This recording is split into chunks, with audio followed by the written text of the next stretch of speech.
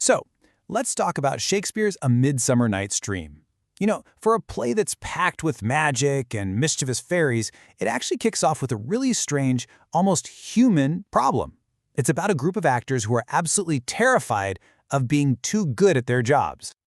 I mean, really, how do you stop a play from being too real?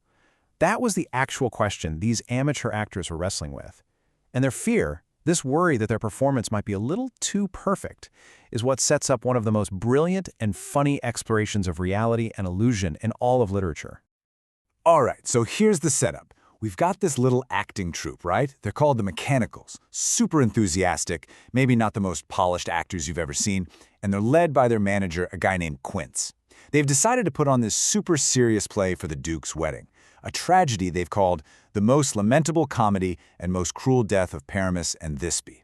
But almost immediately, they run into a very unusual problem. And their dilemma is, well, it's pretty out there. See, their play has some pretty intense stuff. A dramatic suicide with a sword, a roaring lion, and they get it in their heads that their acting is going to be so convincing, so unbelievably real, that the ladies in the audience will just freak out. And, that could get them into some serious trouble. So they needed a solution, a way to kind of wink at the audience, right? To let them know, hey, don't worry, it's all just make-believe. They had to figure out how to manage what the audience was seeing and feeling, and that whole idea, managing perception, is actually what this whole play is really about. So, who comes up with the big idea to solve this audience problem? You might think it's Quint, the director, but nope.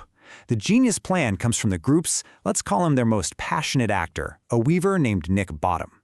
He's playing the lead, Pyramus, and he is very confident in his skills. And Bottom's idea is something else. He basically says, look, before the play starts, let's just tell them. Tell them that I, playing Pyramus, am not really Pyramus, I'm just Bottom the Weaver. I mean, you can't get more direct than that, can you? And what does Quint do? The guy running the whole show. He just goes along with it. He says, well, we will have such a prologue. He agrees to write this thing that completely shatters the illusion of theater, all to keep his star actor happy. And he's the one who's going to have to stand up there and deliver it. Now, remember this little solution, because it's like a tiny, funny mirror of a much, much bigger problem happening just off stage. Because while our actors are stressing about their play seeming too real, the actual main characters of A Midsummer Night's Dream are stuck in a world where reality has gone completely off the rails. It's not a play for them, it's real life. And it's all thanks to some fairy mischief. It all comes down to this magical flower, love in idleness. The juice from this thing, you put it on someone's sleeping eyelids and boom, they fall madly, deeply in love with the very next creature they see. It's not real love, though. It's more like a spell, a complete, crazy obsession. The play calls it dotage. But here's the thing. Even before the magic starts, one of the characters, Helena, basically spells out the whole theme for us. She says, love looks not with the eyes, but with the mind. Meaning, love isn't about what you see, it's about what you think you see. It's totally subjective, completely irrational. And boy, does the play prove her right. Take Lysander. 1 minute, he's head over heels for Hermia. She's my love. The next, after just a drop of magic juice, he looks at her and sees loathed medicine, something disgusting. His whole reality, his entire perception of her, is just flipped upside down in an instant. And this magical mischief creates absolute mayhem. You've got the queen of the fairies falling for our actor Bottom, who now has the head of a donkey, by the way. You've got best friends, Hermia and Helena, suddenly at each other's throats. And two guys, Lysander and Demetrius, are literally about to duel to the death over a woman they were both ignoring just a little while ago. It is pure, wonderful chaos. And who's watching all this unfold? The mischievous fairy, Puck. And he is having the time of his life.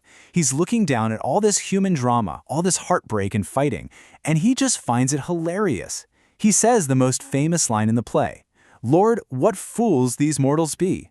To him, our big, serious feelings are just a game. All right, so how do you even begin to fix a mess like this? Well, you have to wake up from the dream. And thankfully, just as fast as the chaos started, the fairies decide it's time to clean it all up. The return to normal is surprisingly quick. So here's how it goes down. Puck uses an antidote to fix the spell on the lovers. Demetrius, who was under the spell, suddenly finds his affection for Helena is back where it should be, and the way he describes it is perfect. He calls it his natural taste. It's like he's been sick, maybe in a fever dream, and now he's finally back to his true self. And for the lovers, that whole crazy night, it just feels like a dream that's fading away. All that passion, that intense anger, that bizarre love, it all just melted as the snow. They can't quite piece it together. It's just this weird, blurry memory. So after all of that, after all the magical madness and emotional chaos, where do we end up? With a surprisingly nice, neat, tidy resolution. Everything gets sorted out, we end up with not one, not two, but 3 weddings to be held. Order is restored. And that brings us right back around to where we started, back to our actors and their little play. Because as part of the wedding celebration, the mechanicals are finally called in to perform. And just as they planned, they start with that very special prologue. And it's Quint who gets up there and delivers it. He does exactly what Bottom and the others wanted. He tells the audience, don't worry, the swords aren't real, Pyramus doesn't actually die. Oh, and by the way, he's not Pyramus, he's just Bottom the Weaver.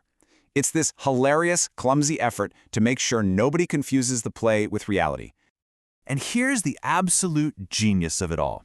Think about who's in the audience watching this. It's the lovers. These are people who just spent an entire night completely lost in a delusion where their own reality was twisted beyond recognition.